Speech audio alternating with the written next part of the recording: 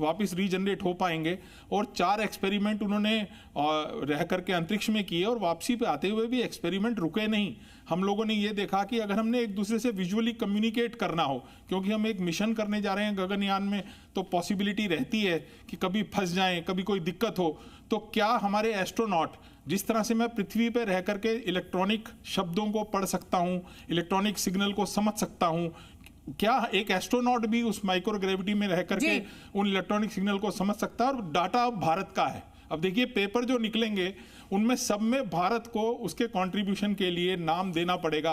ये बहुत बड़ी बात है। हम बहुत सारा डाटा लेके आ रहे हैं और सारी रिसर्च पायनियर है। ये बहुत बड़ी बात है। ये विज्ञान के नजरिए से एक बहुत बड़ी उपलब्धि है। फिलहाल के लिए आपका बहुत बहुत धन्यवाद। ये खूबसूरत तस्वीरें मैं लगातार अपने दर्शकों को दिखा रही हूँ, और अब क्योंकि 4 बज चुका है और 4 बजे की 4 बड़ी खबरों का वक्त।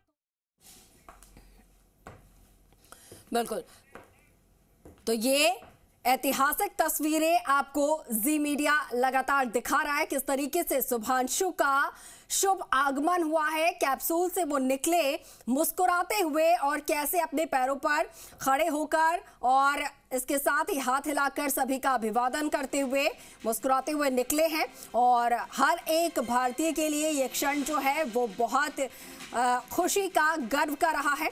ऐतिहासिक ये क्षण रहा है। और जैसा कि अभी जो एस्ट्रोलॉजर्स हैं उनके तरफ से भी कहा जा रहा है कि भारत के लिए शुभांशु का इस तरीके से अंतरिक्ष में जाना, वहां पर तिरंगा लहराना और साथ के साथ कई एक्सपेरिमेंट्स वहां पर किए गए हैं।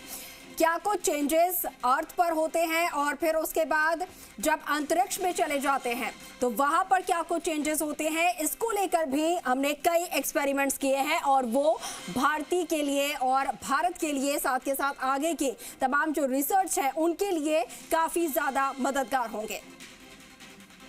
तो देश भर में जश्न का माहौल देखने को मिल रहा है। और वो पहली तस्वीर हमने आपको दिखाई जब ड्रैगन कैप्सूल से शुभांशु को बाहर निकाला गया, किस तरीके से तमाम उनके जो परिजन थे, उनके जो